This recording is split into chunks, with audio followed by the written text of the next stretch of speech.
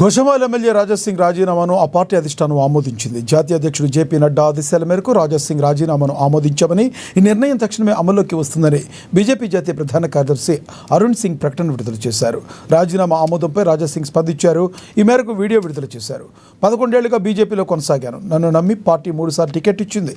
ఇన్ని రోజులు నాకు సహకరించిన అందరికీ ధన్యవాదాలు. నా చివరి శ్వాస వరకు హిందుత్వం, సనాతన ధర్మం, జాతీయవాదం కోసం పనిచేస్తానని రాజాసింగ్ ప్రకటన చేశారు. అయితే ఈ క్రమంలోనే కాంగ్రెస్ బీఆర్ఎస్లో చేరబోతున్నారంటూ వస్తున్న వార్తలపైన రాజాసింగ్ స్పందించారు. దానిపై మరో వీడియో రిలీజ్ చేశారు. రాజీనామా ఆమోదంపై కార్యకర్తలు బాధపడొద్దు.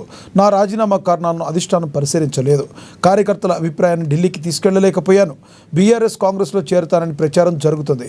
ఏ పార్టీలో చేరాలో నిర్ణయం తీసుకోలేదు. త్వరలో కార్యకర్తలతో చర్చించి నిర్ణయం తీసుకుంటానని రాజాసింగ్ ప్రకటించారు. 11 years ముందు నేను భారతీయ జనతా పార్టీ ఒక కార్యకర్తగా నేను భారతీయ జనతా పార్టీలో చేరినాను.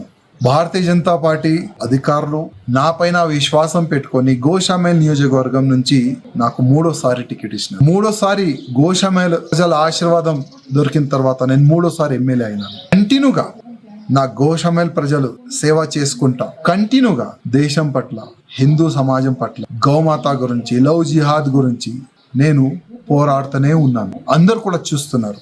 కానీ ఇవాళ లాక్స్ ఆఫ్ భారతీయ జనతా పార్టీ కార్యకర్తల ఆ గొంతుని నేను ఢిల్లీ వరకు తీసుకొని వెళ్ళాలని అనుకున్నాను. కానీ నేను అక్కడ ఫెయిల్ అయిన అనుకున్నాను.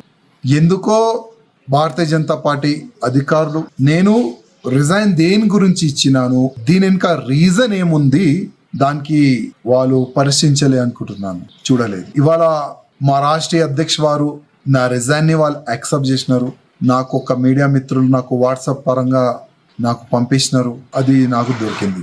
కానీ ఇవాళ నుంచి కంటిన్యూగా నా దేశానికి, నా భారతదేశానికి హిందూ రాష్ట్రంగా చేయాలని, గోమాతని రక్షించడానికి, లవ్ జిహాద్ గాని అన్ని విధాలుగా ప్రతి ఒక్క హిందూ కార్యకర్తకి ఒక ఛత్రపతి శివాజీ మహారాజ్ లాగా తయారు చేయడానికి ఇప్పటి నుంచి నేను ఇంకా అగ్రెసివ్ గా నేను పనిచేస్తానని ప్రతి ఒక్క హిందూ కార్యకర్తకి నేను హామీ ఇస్తున్నాను. ఏ కార్యకర్త కూడా భయపడొద్దు, ఏ కార్యకర్త కూడా బాధపడొద్దు.